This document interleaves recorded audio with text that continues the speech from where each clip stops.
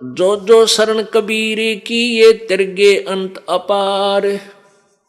दादू गुण के ताक हूं कैतन आवे पार। अब कलयुग के लास्ट में कृत घनी लोग हो जाएंगे, कोई मर्यादा नहीं रहेगी, छोटी आयु हो जाएगी, छोटा कद होगा। कलयुग के अंत में इस मानव की 20 वर्ष की उम्र होगी। 20 वर्ष में ये पैदा भी हो लेगा, जवान भी, युवा भी हो लेगा, बच्चे भी पैदा कर लेगा और मर भी लेगा।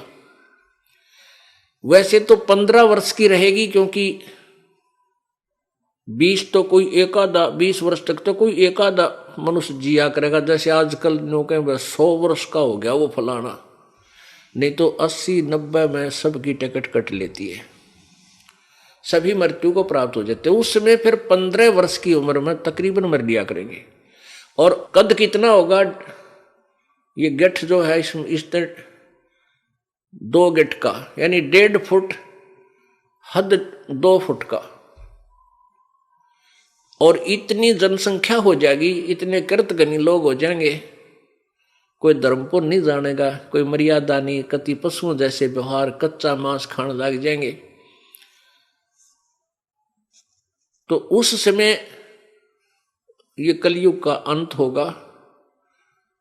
और 5 वर्ष की लड़की, 5 वर्ष की लड़की की शादी हो जा करेगी और 5 वर्ष की लड़की संतान उत्पत्ति करने लग जाएगी। उसके बाद कहते हैं, और पृथ्वी के ऊपर, पृथ्वी के 3 हाथ यानी 4.5 फुट तक, 4.5 फुट तक उपजाऊ जमीन नहीं रहेगी। 4.5 फुट तक नीचे नीचे कोई उपजाऊ अंश पृथ्वी पर नहीं रहेगा।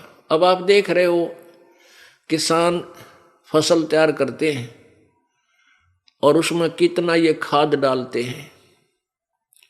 अब तो लग रहे हैं पूरी स्पीड से धन इकट्ठा करने को, लेकिन आने वाले समय में यह पृथ्वी कति बंजर हो जाएगी, इसके अंदर उपजाऊ अंश नष्ट हो जाएगा और वर्षा नहीं हुआ करेगी, क्योंकि पापी प्राणियों के लिए वर्षा नहीं होती, पुण्यकर्मी प्राणियों के भाग्य से वर्षा होती है। ऐसे घास फूस और कच्चा मांस जीव जंतु खाकर के ये प्राणी मनुष्य जीव रहा करेंगे। उसमें 10वां अवतार आवेगा,